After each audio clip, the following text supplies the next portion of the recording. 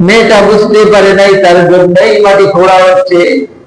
যখন তার বাপের গায়ে মাটি আসে লাগবে, তখন মা বাৎসরিক সন্তান তার বাপের গা থেকে, আব্বুর গা থেকে মাটি সরাই দিচ্ছে, তার গায়ে মাটি রাখতেছে, তার গা থেকে মাটি পরিষ্কার করতেছে, আর জিজ্ঞাসা করতেছে কেন এই গর্ত করতেছো। হাত পা বাঁধা যখন ছিল কয়েছে, তখন সে বুঝতে পেরেছে আমাকে হয়তো মারার জন্য এই গর্ত করা হয়েছে। তখন সে কাকুতি মিনতি করে বলতেছে যে আম্মু, আমি কখনো আপনার পরিচয় দিব না, আপনি আমার পিতা পরিচয় দিব না। যেই পরিচয়ের কারণে আপনি অপমান বোধ করতেছেন, আমাকে জীবনে শেষ করে দিন না। আমাকে ওই গর্ত পুরো করতেছে, তখন ওই গর্ত থেকে চিৎকার করে করে বলতেছে আব্বু, আমাকে জীবনের মতো মেরে ফেলেন না, আমাকে বাঁচিয়ে রাখেন, আপনার পরিচয় দিব না। এই কথা বলার সঙ্গে সঙ্গে একটা বড় পাথর নিয়ে তার মাথার উপরে আঘাত করে জোরে চিৎকার করে প্রচন্ড ভাবে আঘাত করার পরে আব্বু বলে একটা ডাক দিয়ে সে মেয়ে দুনিয়া থেকে বিদায় নিল।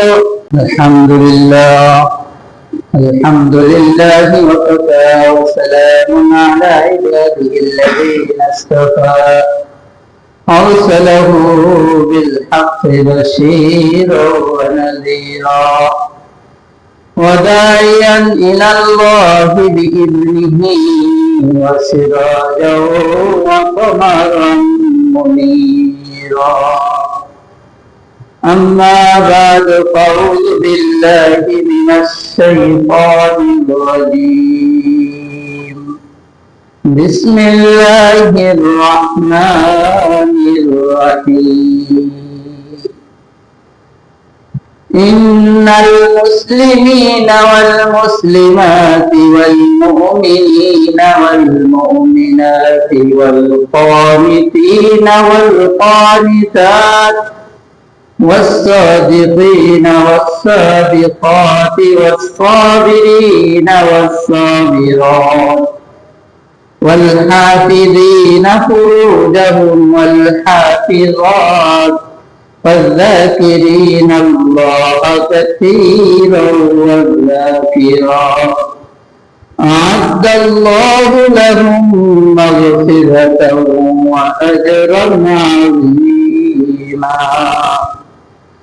وقال رسول الله صلى الله عليه وسلم الجنة تحت أقدام الأمهات أو كما قال عليه الصلاة والسلام. الحمد لله, আল্লাহ রাব্বুল আলামিনের দরবারে লাখ কোটি সুজুদ। যে রব্বি করিম আমাদেরকে তার সৃষ্টি জগতের মধ্যে শ্রেষ্ঠত্ব দান করেছেন, যিনি আমাদেরকে আশরাফুল মাখলুকাতের মর্যাদা দিয়ে দুনিয়া পাঠিয়েছেন। আমরা আমাদের ইচ্ছা আমাদের শক্তি থেকে দুনিয়া আসতে পারিনি, তিনি আমাদেরকে দুনিয়ায় আশরাফুল মাখলুকাতের মধ্যে দিয়েই পাঠাইছেন। এই জন্য সেই মহান মালিকের দরবারে দিল থেকে শুকরিয়া জানাই, সকলে বলি আলহামদুলিল্লাহ। আল্লাহ রাব্বুল আলামিন আমাদেরকে এমন এক নবীর উম্মতের গৌরব আমাদেরকে দান করেছেন, যে নবীর উম্মত হওয়ার জন্য নবীরা পর্যন্ত আল্লাহ রাব্বুল আলামিনের কাছে দরখাস্ত করেছে, আপিল করেছে, আবেদন করেছে। আল্লাহ আমাদেরকে বিনা দরখাস্তে বিনা আপিলে সেই নবীর উম্মতের মর্যাদা আমাদেরকে নসিব করেছেন। এই জন্য সেই মহান মালিকের দরবারে আবার দিল থেকে শুকরিয়া জানাই, আলহামদুলিল্লাহ। রবিউল আউয়াল মাস চলতেছে, রাসূল সাল্লাল্লাহু আলাইহি সাল্লাম এই মাসে পৃথিবীতে আগমন করেছিলেন। রাসূলের আগমনে পৃথিবী ধন্য হয়েছিল। পৃথিবী সেদিন আসমানকে বলেছিল যে আসমান উপরে থাকে, গর্ব করে আজকে আমি আসমান, গর্ব করে আসমান। জমিন বলে যে আমি আজকে আমার বুকে এমন এক নবীর আগমন ঘটেছে, যে নবীরা আসলে তুমি আসমানকে সৃষ্টি করা হবে না। বলেন সুবহানাল্লাহ। তোমার মতো আসমান সৃষ্টি হতো না, সেই নবী আমার বুকে জন্মগ্রহণ করেছে। সেদিন জমিন আসমানের উপরে গর্ব করে আসমানকে সে কথা বলেছিল। রাসূল সাল্লাল্লাহু আলাইহি সাল্লামের আগমন ছিল এই দুনিয়া থেকে মানুষ যে সমস্ত এই দুনিয়ার জাহিলিয়াতের মধ্যে মানুষ অজ্ঞতার মধ্যে ছিল, রাসূল সাল্লাল্লাহু আলাইহি সাল্লামের আগমনের 570 বছর পর্যন্ত কোন নবী এই পৃথিবীতে ছিল না, যে কারণে মানুষের মধ্যে এত অন্ধকার আচ্ছন্ন হয়ে গিয়েছিল, মানুষ নিজের আত্মমর্যাদাও বুঝত না। যে যুগে কন্যাদেরকে মানুষ, কন্যা জমিনে আসলে, কন্যা তার ঔরসে আসলে সেটাকে সে অপমান করে করত। যে যুগে নারীদের কোনো মর্যাদা ছিল না, নারীদের কোনো অধিকার ছিল না, যে যুগে নারীদের ভোগের বস্তু হিসেবে ধরা হতো, অপমানজনক, অপমানের বস্তু হিসেবে ধরা হতো, তাদের কোনো দাম ছিল না। আল্লাহ রাসূল সাল্লাল্লাহু আলাইহি সাল্লাম সর্বপ্রথম সেই যুগে সেই নারীদের অধিকার ইসলাম প্রতিষ্ঠিত করেছে। রাসূল সাল্লাল্লাহু আলাইহি সাল্লাম নারীদের ব্যাপারে তিনি বলেছেন যে নারীরা হচ্ছে সর্বশ্রেষ্ঠ। এই নারী যাদের মায়ের সন্তানের জান্নাত তার পায়ের নিচে বলা হয়েছে। সুবহানাল্লাহ। আল্লাহ রাসূল সাল্লাল্লাহু আলাইহি সাল্লামের জামানায় এক সাহাবী অমুসলিম ছিলেন, এসে রাসূল সাল্লাল্লাহু আলাইহি সাল্লামের কাছে এসে বলতেছেন, বনী তামিম গোত্রের কায়েস বিন আসিম নামে একজন সাহাবী রাসূল সাল্লাল্লাহু আলাইহি সাল্লামের কাছে এসে ইসলাম গ্রহণ করতে চাইছে। ইসলাম গ্রহণ করার পরে বলতেছে, আমি যত গুনাহ করেছি আমার সব গুনাহ কি মাফ হয়েছে? আল্লাহ রাসূল সাল্লাল্লাহু আলাইহি সাল্লাম বলে দিলেন, তুমি যে কলমা পড়েছো, যদি বিশ্বাস করে মনে প্রাণে যদি বিশ্বাস করে পড়ে থাকো, তোমার এই এক কলমা পড়ার কারণে তোমার জীবনের সব গুনাহ আল্লাহ রাব্বুল আলামিন মাফ করে দিয়েছেন। কাসেম বিন আসিম তিনি চোখ দিয়ে ঝরঝর করে পানি পড়তেছে। আল্লাহ রাসূল বললেন, তুমি কাঁদছো কেন? বলছেন, আমি যে কত অন্যায় করেছি সেই অন্যায়ের কথা আমি উপলব্ধি করতেছি, এত অন্যায় কি আমার মাফ হয়েছে? তারপরে আল্লাহ রাসূল বললেন, আল্লাহ পাক তোমাকে মাফ করে দিয়েছেন। তারপরে কাসেম বিন আসিম কাঁদতেছে, আল্লাহর নবীর সাহাবী কাঁদতেছে। তখন তিনি তার জবান থেকে তার বর্ণনা দিচ্ছেন, আমি ব্যবসায়ী কাজে, আমি যখন ব্যবসায়ীর জন্য ব্যবসার জন্য বাইরে গিয়েছিলাম, আমার স্ত্রী গর্ভ ধারণ করেছিল, স্ত্রীর গর্ভে সন্তান ছিল। ব্যবসা থেকে আসার পরে আমার স্ত্রী আমাকে খবর দিল যে তোমার ওরসে একটা কন্যা সন্তান হয়েছিল, তিনি ওই সন্তানকে মেরে ফেলেছেন বলে মিথ্যা কথা বলে স্বামীকে খুশি করলো, যেহেতু কন্যা সন্তান হওয়াটাকে তারা অপমান মনে করত। তখন তিনি আর কিছু বলেন নাই, ঠিক আছে। কিন্তু 3-4 বছর পরে দেখে যে একটা কন্যা সন্তান, একটা কন্যা সন্তান তার ঘরের মধ্যে ঘুরতেছে, অত্যন্ত সুন্দর চেহারা দেখে আল্লাহর নবীর এই সাহাবী তখন তিনি এই সন্তানকে দেখে খুব খুশি হয়ে বুকের সঙ্গে জড়ায় নিলেন, বুকের সঙ্গে তিনি ধরে চুমো খেলেন। তখন তার স্ত্রী বুঝতে পারলো যে হয়তো এই সন্তান দেখার পরে তার দিলের মধ্যে দয়া এসেছে, হয়তো এখন আর কোনো অসুবিধা হবে না। তখন তিনি তার আসল কথা বলে দিলেন, তুমি যখন ব্যবসায়ী কাজে বিদেশ ছিলে, তখন তোমার এই কন্যা সন্তান হয়েছিল, কন্যা সন্তান অপমান মনে করো, যে কারণে কন্যা সন্তান আমি বাইরে এক জায়গায় লালন পালন করার জন্য দিয়েছিলাম। সেখান থেকে 3-4 বছর পরে যখন সেই সন্তানকে আনার পরে দেখলো, দেখে সে খুশি হলো, কিন্তু যখন তার কিছুদিন পরে তার দিলের মধ্যে জাহালাত চলে এলো, সে বললো, সে চিন্তা করলো এই কন্যা সন্তান দেশকে ছোট আছে, একদিন পরে সে যুবতী হবে, তাকে বিবাহ দিতে হবে, পরের ঘরে গিয়ে সে কাজ করতে হবে। এইভাবে বিভিন্ন ভাবে সে যখন চিন্তা ভাবনা করতে লাগলো, তার দিলের মধ্যে শয়তান ওয়াসওয়াসা দিয়ে দিল। সে বলল, আজকে আমার এই সন্তানটাকে সুন্দর করে সাজাও, একে নিয়ে আমি একটু বাইরে ঘুরতে যাব, বেড়াতে যাব। এই বলে কাসেম সে বলল, আমি একে নিয়ে ঘুরতে যাব। আল্লাহর নবীর সাহাবী মহিলা তার স্ত্রী তাকে সুন্দর করে সাজাই দিলেন, বাইরে নিয়ে ঘুরতে গেলেন। যখন ছোট বাচ্চা শিশু যখন পিছনে পড়ে যায়, আব্বা যখন সামনে চলে যায়, আব্বু আব্বু বলে ডাকতে থাকে, আর যে আব্বুকে দৌড়ে জড়ায় ধরে, আবার যখন সামনে চলে যায় আবার পিছন দিকে ফিরে আব্বু আব্বু করতে ডাকতে থাকে। এইভাবে যখন তারা একজন নির্জন এলাকায়, পাহাড়ি এলাকায় যখন চলে গেলেন, যাওয়ার পরে ওই আল্লাহর নবীর সেই সাহাবী যখন তিনি মুসলমান হন নাই, তখন তিনি তার চাদরের ভিতর থেকে মাটি খোঁড়ার জন্য যে অস্ত্র নিয়েছিলেন, সে অস্ত্র বের করে যখন অস্ত্র দিয়ে মাটি খুঁড়তেছিলেন, মাটি খোঁড়ার সময় তখনও কিন্তু ওই মেয়েটা বুঝতে পারে নাই তার জন্যই মাটি খোঁড়া হচ্ছে। যখন তার বাপের গায়ে মাটি আসে লাগবে, তখন মা বাৎসরিক সন্তান তার বাপের গা থেকে, আব্বুর গা থেকে মাটি সরাই দিচ্ছে, তার গায়ে মাটি রাখতেছে, তার গা থেকে মাটি পরিষ্কার করতেছে, আর জিজ্ঞাসা করতেছে কেন এই গর্ত করতেছো? তখন সে জানে না তার জন্য গর্ত করা হচ্ছে।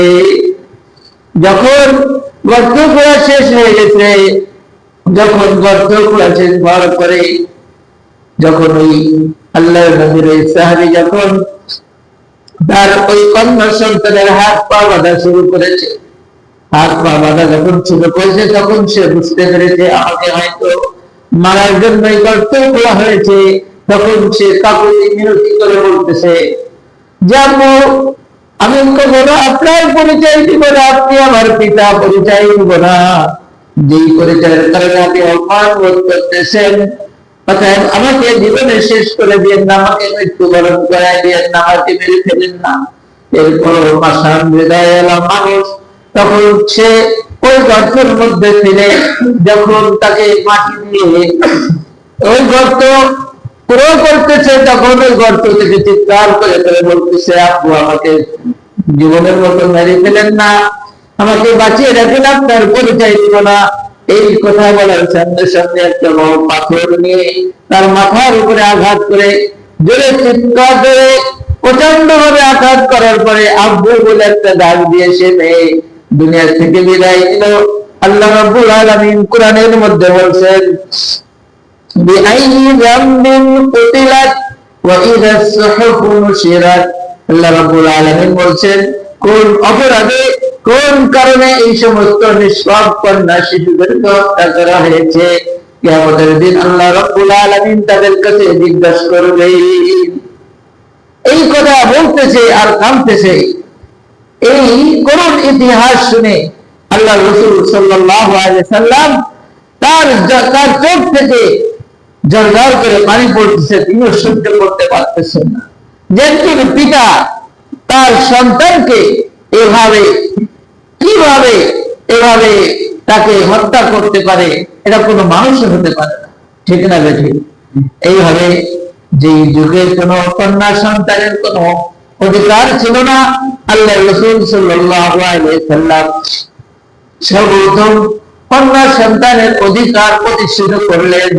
হাদিস শরীফ কোরআনের মধ্যে আল্লাহ বলছেন পুরুষ এবং নারী এদের মধ্যে কোনো পার্থক্য নাই, সমাধিকারের কথা।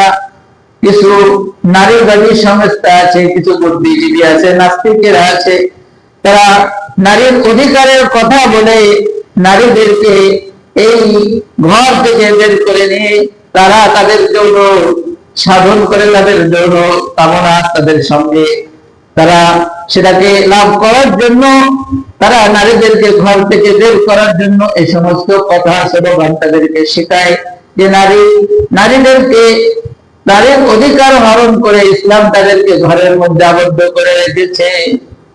আল্লাহ রাসূল সাল্লাল্লাহু আলাইহি সাল্লাম আল্লাহ রাব্বুল কারীম কোরআনের মধ্যে বলেছেন ইন্নাল মুসলিমিনা ওয়াল মুসলিমাতি ওয়াল মুমিনিনা ওয়াল মুমিনাত ওয়াল কানিতিনা ওয়াল কানিতাত والصادقين والصادقات والصابرين والصابرات।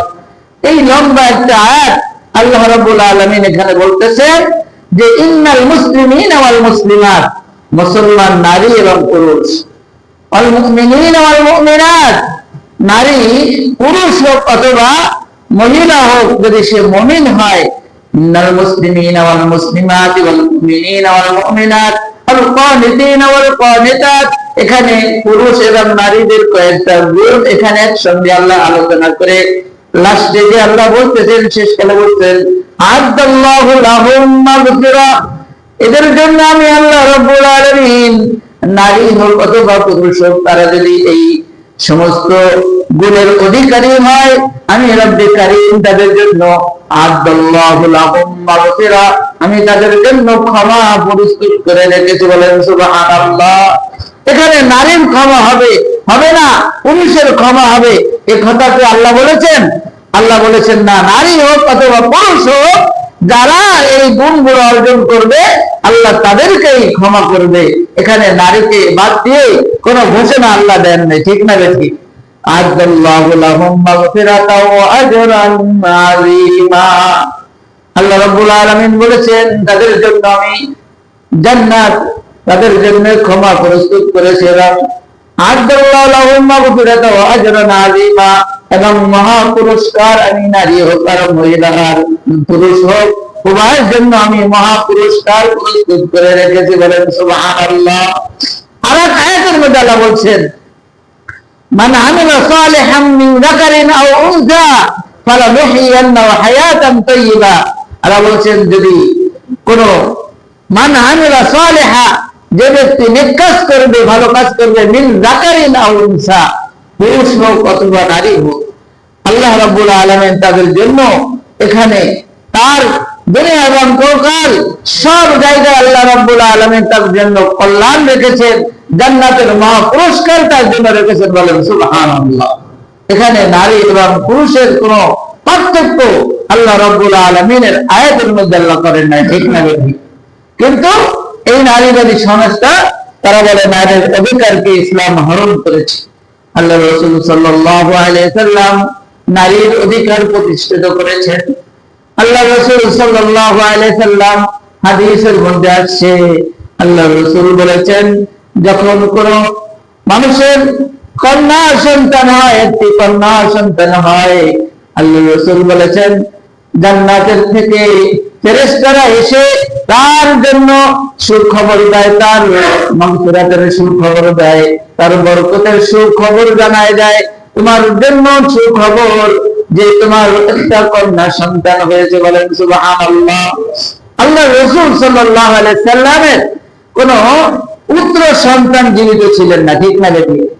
ওনার শুধু কন্যা সন্তানই ছিলেন, কোন পুত্র সন্তান ছিলেন না। এই জন্য আল্লাহ রাব্বুল আলামিন বলেছেন মা কানা মুহাম্মাদুন আবা আহাদিন মির রিজালিকুম। মির রিজাল বলা হয় যখন মানুষ কি হয়, বালিগ হয়ে যায়, তখন একটা পুরুষকে পূর্ণাঙ্গ পুরুষ বলা হয়। আল্লাহ রাসূল কোন পুরুষের পিতা ছিলেন না, আল্লাহ বলছেন, অথচ তার তো সন্তান ছিল, ছিল কি ছিল না? আল্লাহর কথার মধ্যে কত হিকমত আর কত নিপুণ কারুকার্য। তার সমস্ত সন্তানগুলো অর্থাৎ শিশু বয়সে মারা যায়, যেই কারণে আল্লাহ বলছেন যে তিনি কোন পুরুষের পিতা ছিলেন না। তিনি কোন পুরুষ হতে গেলে তাকে বালিগ হতে হয়, একজন পুরুষ হতে গেলে পূর্ণাঙ্গ যৌবন তাকে আসতে হয়, অধিকার হতে হয়, ঠিক না বেঠিক? এই জন্য আল্লাহ বলেছেন মা কানা মুহাম্মাদুন আবা আহাদিন মির রিজালিকুম। আমার রাসূল কোন পুরুষের পিতা নয়, আমার রাসূল ছিল কন্যাদের পিতা, ঠিক না বেঠিক? এই জন্য আল্লাহ রাসূল সাল্লাল্লাহু আলাইহি সাল্লাম বলেছেন, আরো হাদিসের মধ্যে রাসূল সাল্লাল্লাহু আলাইহি সাল্লাম বলেছেন, মুসলিম শরীফের হাদিসের মধ্যে আল্লাহ রাসূল বলেছেন যে যদি কারো দুটি কন্যা সন্তান হয়, কয়টি কন্যা সন্তান? কয়টি কন্যা সন্তান? দুটি কন্যা সন্তান। আমাদের তো একটা বড় দুটো তিনটে যদি যখন হয়ে যায় তখন আমাদের মন খারাপ হয়ে যায়, ঘরে ঢুকে মন খারাপ হয়ে যায় আমাদের। তখন এক পর্যায়ে অনেক সময় অনেক জায়গায় স্ত্রীদেরকেও মানুষ তালাক দিয়ে বসে, ঠিক না বেঠিক? আল্লাহ বলছেন যে আমি রব্বুল কারীমের সবকাতে ক্ষমতা, আমি আমি আল্লাহ যাকে ইচ্ছা করে তাকে কন্যা সন্তান দান করি, যাকে ইচ্ছা করি তাকে পুরুষ সন্তান দান করি, যাকে ইচ্ছা করি তাকে পুরুষ এবং কন্যা সন্তান দান করি, আর যাকে ইচ্ছা তাকে পুরুষও দেয় না, কন্যাও দেয় না, বন্ধা বানায় রাখি, ঠিক না বেঠি? আল্লাহ রাব্বুল আলামিন ইন্নাল্লাহা আলা কুল্লি শাইইন কাদির, সমস্ত ক্ষমতার অধিকারী একমাত্র কে? আল্লাহ। আল্লাহই তার হাতে সবকিছু। অর্থাৎ কোন পুরুষের বা কোন নারীর কোন ক্ষমতা নাই যে তার কন্যা সন্তান অথবা পুরুষ সন্তান জন্ম দেওয়ার ক্ষমতা কোন নারী বা পুরুষের নাই, ঠিক না বেঠি? যদি থাকতো তাহলে মানুষ তার ইচ্ছা মতোই করতে পারত। আল্লাহ রাব্বুল আলামিন এখানে কোন নারীর এই ক্ষমতা দেন নাই যে তার ইচ্ছা মতো সে কন্যা সন্তান অথবা পুরুষ সন্তান জন্ম দিতে পারবে। কথা বুঝছেন কিনা? এই জন্য আল্লাহ রাব্বুল আলামিনের রাসূল সাল্লাল্লাহু আলাইহি ওয়াসাল্লাম বলেছেন, যদি কোনো মানুষের দুটি কন্যা সন্তান হয়, কয়টি কন্যা সন্তান? দুটি কন্যা সন্তান হয়, সে যদি আদবের সঙ্গে রাখে, আদবতার সঙ্গে লেখাপড়া শেখায়া যদি ভালো পাত্র খুঁজে একজন ভালো জায়গায় যদি সে পাত্রস্থ করতে পারে, আল্লাহ রাসূল বলেছেন আমি রাসূল আর সেই ব্যক্তি জান্নাতের মধ্যে পাশাপাশি অবস্থান করে, বলেন সুবহানাল্লাহ। পাশাপাশি থাকবো আমি রাসূল আর সেই ব্যক্তি। অতএব কন্যা সন্তান হলে তোমরা মুখ খারাপ করো না, তোমাদের মন খারাপ করো না। আল্লাহ রাসূল সাল্লাল্লাহু আলাইহি ওয়াসাল্লাম শুধু তাই নয়, আল্লাহ রাসূল বলেছেন যে শুধু সম অধিকার না, বরং নারীদেরকে বেশি অধিকার দেওয়া হয়েছে। আল্লাহ রাসূলের এক সাহাবী যখন ইসলাম গ্রহণ করেছে, তখন আল্লাহ রাসূলের কাছে এসে জিজ্ঞাসা করতেন, ইয়া রাসূলুল্লাহ, ইয়া হাবিবাল্লাহ, আমি কার খেদমত করব? আল্লাহ রাসূল বললেন, তুমি তোমার মায়ের খেদমত করো। কার খেদমত? মায়ের খেদমত করো। আবার এসে জিজ্ঞাসা করেছেন, ইয়া রাসূলুল্লাহ, আমি কার খেদমত করব? আল্লাহ রাসূল সাল্লাল্লাহু আলাইহি ওয়াসাল্লাম বললেন, তোমার মায়ের খেদমত করো। আবার জিজ্ঞেস করলেন, ইয়া রাসূলুল্লাহ, ইয়া হাবিবাল্লাহ, আমি কার খেদমত করব? আল্লাহর রাসূল আবার শুনাই দিলেন, তোমার মায়ের খেদমত করো। আবার যখন জিজ্ঞেস করলেন, ইয়া রাসূলুল্লাহ, ইয়া হাবিবাল্লাহ, কার খেদমত করব? চতুর্থবার আল্লাহর রাসূল বললেন, তোমার বাপের খেদমত করো। ঠিক না বেঠিক? তাহলে দেখেন, ইসলাম নারীদেরকে ঠকাইছে না জিতাইছে? বলেন। নারীদেরকে ঠকায় নাই, জিতাইছে। বলো, বর্তমান যারা নারীবাদীরা, যারা নারী সংস্কারের নামে বিভিন্ন স্লোগান দিয়ে নারীদেরকে ঘর থেকে বের করতে চায়, তারাই নারীদেরকে ঠকাচ্ছে। ঠিক না বেঠিক? তারাই নারীদেরকে ঠকাচ্ছে। যেমন মাঝে এক জায়গায় দেখলাম যে নারীর অধিকার নিয়ে যখন কথা বলতেছে, তাহলে নারীর অধিকার, সম অধিকার যখন ঠিক আছে, সম অধিকার, বিবাহের মজলিসে বিবাহ পড়াচ্ছে, বিবাহের সময় কি মহরানা ধরে কারে? পুরুষে ধরে না, নারীর জন্য মহরানা। নারীর জন্য যদি মহরানা হয়, তাহলে নারীও তো সম অধিকার হয়, তাহলে নারীও ঠিক করতে হবে, পুরুষকে মহরানা দিতে হবে। ঠিক না বেঠিক? নাকি শুধু নারী একা পাবে না পুরুষে পাবে সম অধিকার? তাহলে সমান সমান ভাবে যদি নারীর জন্য 5 লাখ টাকা বেল মোহর হয়, পুরুষের জন্য কয় লাখ হতে হবে? 5 লাখ হতে হবে। ঠিক না বেঠিক? সম অধিকারের কথা বলে, নারীর সম অধিকারের কথা বলে। তো নারীর পিতা মাতাকে সারা জীবন তার সন্তানকে খাওয়াতে হয়, তার সন্তানকে দেখাশোনা করতে হয়। ঠিক না বেঠিক? না 6 মাস পুরুষের বাড়ি, তার ছেলের বাড়ি থাকে, আর 6 মাস তার মেয়ের বাড়ি থাকে। এরকম আগে হয় নাকি? বলেন। একজন নিয়ে গেছে 6 মাস খাওয়া, 6 মাসের জন্য তার বাপ মারে ওই তার বোনের বাড়ি নিয়ে রেখে আসতেছে। তো বোন তো এটা পুরো কি করতেছে? অপচয় করছে। এটা তো তোমার জামাই, অর্থাৎ আমার স্বামী, এটা সহ্য করবে না। 6 মাস আমার বাড়ি থাকবে আমার মা বাপ, এটা কোনো জামাই সহ্য করে? বলেন। কারণ তোমরা তো বলতেছো সমান অধিকার, আমি তো 6 মাস খাই, তুমি 6 মাস খাও। ঠিক না বেঠিক? সম অধিকারের কথা বলে আসল জায়গায় নাই, শুধু যে সমস্ত জায়গায় মানুষের ক্ষতি, সেই জায়গায় তারা সম অধিকারের কথা বলতেছে। ঠিক না বেঠিক? সম অধিকার যদি হয়, তাহলে বাপ মারের সন্তানও যে কদিন খাওয়াবে, তার মেয়ে সেই কয়দিন খাওয়াবে। ঠিক না বেঠিক? এর নামে কি সম অধিকার নাকি? শুধু ওই সন্তানের বাড়ি থাকবে, এটা কি সম অধিকার নাকি? তবে সম অধিকারের কথা বলে এভাবে মানুষদেরকে বোকা বানানো হচ্ছে, মানুষদেরকে বোকা বানানো হচ্ছে। অথচ ইসলাম বলেছে সম অধিকার না, বরং নারীদেরকে সর্বশ্রেষ্ঠ অধিকার দেওয়া হবে। বলেন সুবহানাল্লাহ। ইন্নাল্লাহা আলা কুল্লি শাইইন কাদির। আল্লাহ রাব্বুল আলামিন সমস্ত ক্ষমতার অধিকারী, তিনি যাকে ইচ্ছা পুরুষ, যাকে ইচ্ছা নারী, যাকে নারী পুরুষ, যাকে ইচ্ছা নারী পুরুষ কিছুই দেন না, সব ক্ষমতার মালিক কে? আল্লাহ। এই জন্য এই নারীর ব্যাপারে ইসলাম যেমন অধিকার দিয়েছে, আল্লাহ রাসূল সাল্লাল্লাহু আলাইহি সাল্লাম এসে পৃথিবী শেষে দেখলেন যে নারীদের তো কোনো অধিকার নাই, নারীরা তো তাদের কোনো মর্যাদা নাই, তাদের কোনো সম্মান নাই। রাসূল সাল্লাল্লাহু আলাইহি সাল্লাম পৃথিবীতে এসে সেই নারীর মর্যাদাকে প্রতিষ্ঠিত করলেন, নারীর মর্যাদাকে তিনি বাড়াই দিলেন, নারীর অধিকারকে তিনি বাড়াই দিলেন। বলেন সুবহানাল্লাহ। এমনকি রাসূল সাল্লাল্লাহু আলাইহি সাল্লামের কাছে রাসূলের এক সাহাবী হযরত আবু হুরায়রা রাদিয়াল্লাহু তাআলা আনহু, যখন তিনি ইসলাম গ্রহণ করেছে, এই ইসলাম গ্রহণ করার অপরাধে তার মা তাকে প্রহার করেছে। আল্লাহ রাসূলের কাছে এসে বললেন, হে রাসূলুল্লাহ, আমার মা আমাকে প্রহার করেছে, আমি ইসলাম গ্রহণ করেছি এই অপরাধে। আল্লাহ রাসূল কি বললেন, তোমার মা বেধর্মী হতে পারে, কাফেরা হতে পারে, কিন্তু তোমার মা, তোমার মায়ের ব্যাপারে আমি কোন সিদ্ধান্ত নিতে পারবো না, আমি কোন ফয়সালা করতে পারবো না। ঠিক না ব্যক্তি? তাহলে আল্লাহ রাসূল নারীদের অধিকারকে প্রতিষ্ঠিত করেছেন। নারীর অধিকার তিনি কি করেন নাই? একজন নারী তার তিনটা অবস্থা হতে পারে। যখন সে শিশু থাকে, শিশু থেকে যখন বিবাহ পর্যন্ত তার বাপের দায়িত্বে, বাপের দায়িত্বে থাকে, বাপ তাকে লালন পালন করা, তাকে খাবার, তার সবকিছু দেওয়া ওই বাপের উপরে ফরজ। বাপের উপরে কি ফরজ? তাকে লালন পালন করা, তাকে সুশিক্ষা শিক্ষিত করা, তার ভরণ পোষণ সবকিছু দিয়ে বাপের উপরে আল্লাহ দায়িত্ব দিয়েছেন। বলেন সুবহানাল্লাহ। এরপরে যখন তার বিবাহ শাদী হয়ে যায়, তারপরে তার দায়িত্ব পড়ে যায় তার স্বামীর উপরে, তার স্বামীর উপরে তার দায়িত্ব হয়ে যায়। যখন সে এক সময় বৃদ্ধ বয়সে চলে যায়, তখন তার দায়িত্ব তার সন্তানের উপরে আল্লাহ ন্যস্ত করে দিয়েছে। ঠিক না বেঠিক? তাহলে একজন নারীর তো কোনো ফরজ নাই, এই নারীর কোনো অসুবিধা নাই। হ্যাঁ, বিবাহ পর্যন্ত বাপের দায়িত্বে, বিবাহের পরে স্বামীর দায়িত্বে, আর যখন বৃদ্ধা হয়ে যায় তখন তার সন্তানের দায়িত্ব। ঠিক না বেঠিক? সন্তানের খেদমত করে আল্লাহ রাব্বুল আলামিন তখন ফরজ করে দিয়েছেন।